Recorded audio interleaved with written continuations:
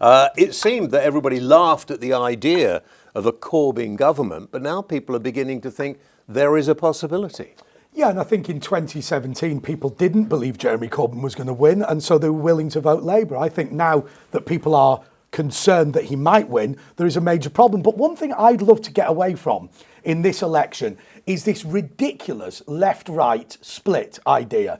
Look, this is based on where people used to sit in the French Parliament 200 years ago. There are plenty of people who believe in Brexit, who believe in low tax and also believe in renationalising the railways. There's plenty of split between the two. And this idea that something is automatically in a left-wing box and automatically in a right-wing box, I think is nonsense. And hopefully this election is going to throw that concept in the bin. Is there more of a likelihood, because of what Nigel's doing, there could be a Corbyn government? Don't think it's about Nigel. I think it's about the same mistakes that the Conservatives made in 2017. Under Linton Crosby, they believed that the UKIP vote would flow to Theresa May. They're making exactly the same mistake again. And it's summed up by a particular discussion I had in a Stockport working man's club where plumbers and electricians, and one of the electricians said to me, I cannot stand Corbyn. He's nasty, he doesn't like the military, but because the Conservative Party hasn't given us the Brexit that we voted for and wanted,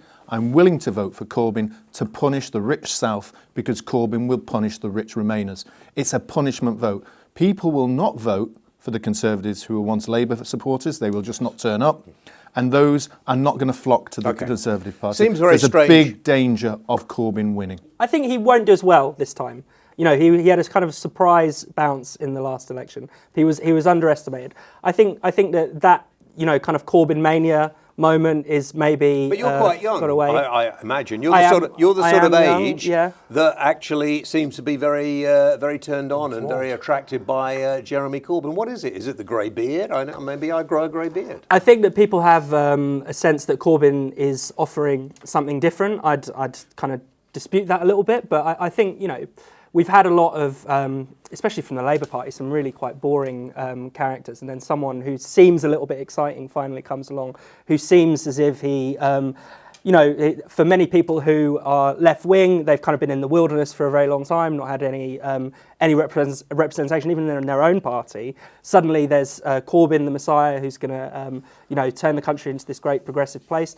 I think that's, you know, profoundly mistaken, but I think that's what's going on. It's also young people, though, isn't it? It's not just the older Labour voters who are harking back to a pre-Tony Blair, New Labour time, but it's also young people who are idealistic and haven't lived through or really sort of seen the failed socialist experiments that have gone in the past, and therefore they really subscribe to. I think the youthquake thing is actually overstated quite a lot. I mean, if you looked at the last election, the kind of age when people flipped from Tory to Labour was more like around 45. You know, not as many young people turned out to vote in 2017 as was said. And, you know, there are a lot of people who are not doing well under, you know, the current system, who see the economy is not growing massively, that wealth isn't trickling down to them, and who quite, you know, and probably struggling with debt, maybe even have mortgages, things like that, you know, struggling to pay for their kids and uni fees, and they're thinking we need something different. And whoever is going to offer something different economically could stand a chance. What is interesting on this is when you look at the first numbers of Facebook and how much is being spent and where they're targeting. The Liberal Democrats are way ahead on day one with over like 30,000, I think they said this morning, that's been spent on Facebook, with suggesting where they're going with the candidates and which people and which areas. But Jeremy Corbyn spent his first bunch of money going for over 55-year-old men, and he's targeting them. And clearly what you think about that is that over 55-year-old men are the ones who predominantly voted for Leave. And they're in the working class areas. So he's trying to hark back to the votes that he's lost over a period of time. Are they more likely to vote Brexit than Conservative? They're more concerned about Brexit, but they're also concerned about political correctness, they're concerned about immigration. And one of the things that's been avoided in this election so far, it's been avoided over the last year and a half in terms of Brexit, is immigration.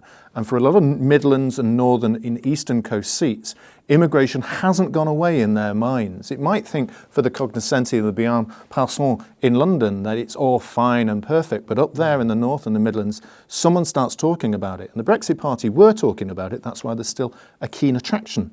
A lot of Labour MPs are feeling quite depressed at the moment about their prospects, but in fact, they stand a pretty good chance. I mean, what we're looking at is a very asymmetric race in that the Conservatives have to win a majority if they are going to get into power. Corbyn could do well in the same way that he did well in 2017 if he, hammers home that economic message and takes it away from what I think the election should be about, which is Brexit. He always says, sometimes you have to talk to people you profoundly disagree with. He has never done that. He will not debate you and he will not be interviewed by you because he is not willing to be challenged on his crazed political views. Well, before he became leader and when I worked on a different radio station, he came in regularly.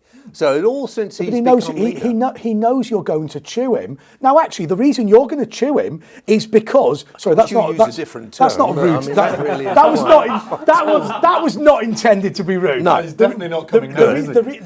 The reason why you are going to give him a hard time is because his views need to be challenged. One of the problems that we had in the 2017 general election is that Theresa May refused to ever appear on any media or do any debates, and her views were never challenged and people were angry about it. Jeremy Corbyn now is not willing to face the music for 40 years of extremism. Nom Nom on YouTube, I don't think that's their real name. Nom Nom. Nom nom nom nom. Nom nom Oh, nom right, nom. nom nom. Says it's a shame that Boris is being blamed for an impossible situation. He got the best deal he could through Parliament. Kudos to him. I'm voting Tory. And Katie Brentwood, she says my MP is Michael Gove. If the Conservative had agreed a pact with the Brexit Party, I'd have voted for him. They won't, so I'll be voting for the Brexit Party. So again, I think the Tories are split on this one as well. Is it time for a written constitution? No. Why No. not? Fundamentally, what has made this country the great country it is by common law. Mm-hmm. Common law that was looked at between Alfred the Great and before that, where we've looked at a bottom-up. The problem that we've had with the European Union is they've adopted the difference. They are top-down. Yeah. They set out regulations even before people have thought about the things that they want to do. We need to return to those classic common law systems and forget about the mistakes of being in the European Union, promote bottom-up politics, promote bottom-up law, and promote a bottom-up way of our country working. We need a little entertainment now. So we've got you a top-of-the-range pop video. This is a video that's called Nightmare on Brexit Street. Bring out your dead, the people cry. They're bunging them in Wetherspoons where they all die. There's chlorinated chicken in the weekly pie. It's on special offer on the 4th of July. We're doomed in Brexit town. The country's being run by a bunch of clowns. Brexit, trick or treat. There's a Brexit